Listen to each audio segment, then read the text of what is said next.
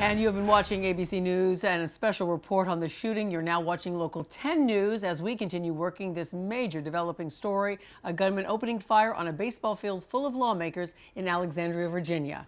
One congressman was shot and at least 4 other people were shot at the park.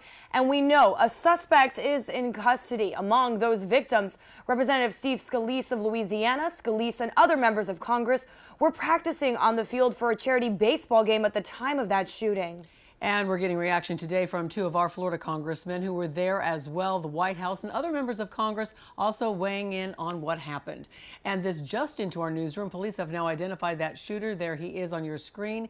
He is 66-year-old James Hodgkinson of Illinois. The president announcing he has died from his gunshot wounds. And we do have team coverage of this at noon of the shooting. Our D.C. bureau chief, Ross Palumbo, is live at that scene. And Local 10 News reporter Todd Toggin is in the newsroom with reaction, and Local 10 News reporter Amy Viteri in the video port with how the shooting is impacting Congress today. But let's get things started with Ross.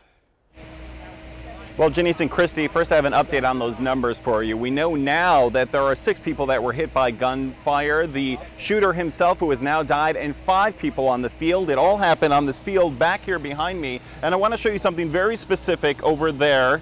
If you can zoom in a little, Nick, that is the dugout. Right behind that dugout, right behind the fence, that is where the shooter unleashed this hail of gunfire. And we're learning now that apparently the fence is locked back there. A good thing that that shooter could not get on the field. He obviously did not count on the fact that Capitol Police were here to fire back as well. And then we start hearing gunshots about 5 feet from me. Congressman Mo Brooks caught in a hail of gunfire during baseball practice. The shooter here off third base behind the dugout, behind the fence, firing. Witnesses say dozens of shots. And that's where I see one of our Capitol Police officers shooting from around the corner of the dugout, the first base dugout, towards the third base dugout where the man with the rifle is. Capitol Police hit him, ending the spree, but not before hitting 2 of their own. At the same time that the first shots are going on, I heard a scream from Steve Scalise. I don't remember what exactly was said because there was a lot of bedlam. There were people yelling, active shooter, active shooter. There were, I think Steve Scalise was yelling, I was hit, or screaming because he got hit with the pain reaction. Representative Steve Scalise hit in the hip as well as a congressional aide. Brooks takes off his belt as another congressman uses it as a tourniquet to stop the bleeding on that aide. Yeah, he was coherent the whole time, but boy, he laid out there for at least 10 minutes alone in the field, and we couldn't get to him while there were shots. Did the shooter say anything? Not that there was a lot of yelling going on, but to tell you the truth, some of the other members had different angles, so they may have heard him yell something, but I didn't. But the 2 security detail, I think the woman was Crystal, is her name, was shot, I think, pretty early. Inside the building itself, 40 people working out in the weight room hear the gunfire. A window is shot out, and they shelter in place for hours until the all clear is given. What did you think when you saw this? Wow, this is crazy. I better get behind cover. The FBI is now investigating, still uncertain whether it's terror-related or a random event, whether congressional representatives were targeted or just unlikely victims. Is this an assassination attempt? No, it's not an assassination attempt. Sure enough, though, to give the all clear for now. Governor, do you feel safe right now? Do you feel safe at this moment in this city? I do. I feel very safe in the Commonwealth of Virginia. You bet. Okay. No further threat? No further terrorist threat at all? Not that I've been briefed as of today.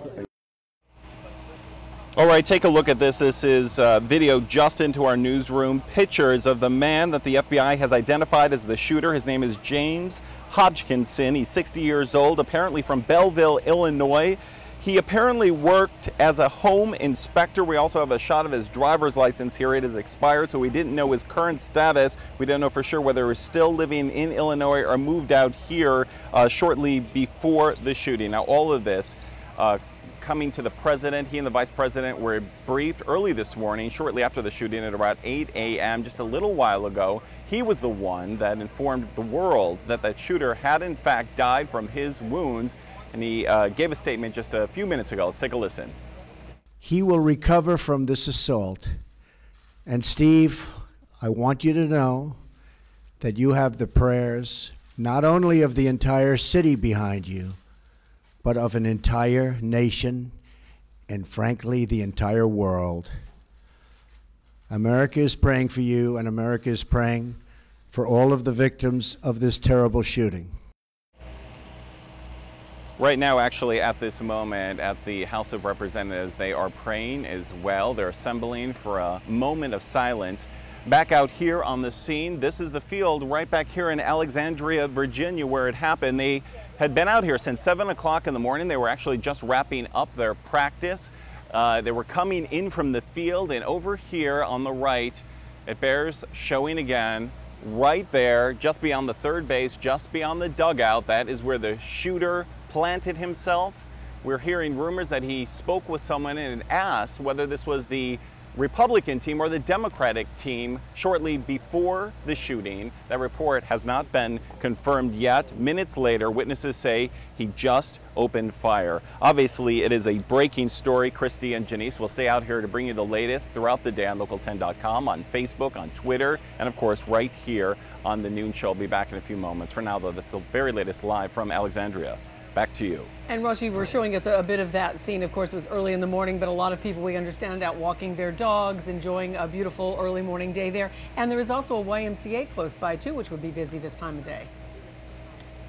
Yeah, Christy, this is actually all part of the YMCA complex. And take a look at this. I want to show you exactly how close the building is. This is the YMCA field. And if you look back here through the trees, you can barely see the brick. That is the main building. It's in that gym that 40 people were working out. We talked with one of the witnesses in there. We have that picture you're looking at right now of the window that got shot out. That shot rang out shortly after one of them tried to exit the gym. They all then sheltered in place. They watched this unfold actually on TV in the gym as it was happening. Take a listen at what else a witness had to say. Now, was it clear that this guy was focused on shooting the congressman?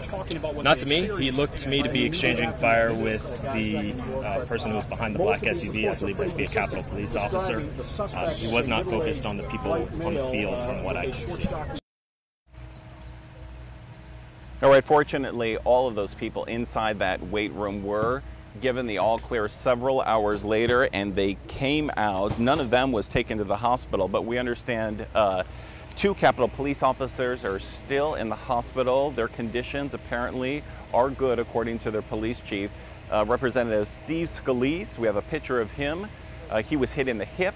That injury is not life-threatening. This morning he went into emergency surgery, and we understand that his condition at this point is stable as well. Any new information, we'll get it out to you. For now, though, back to you in the studio.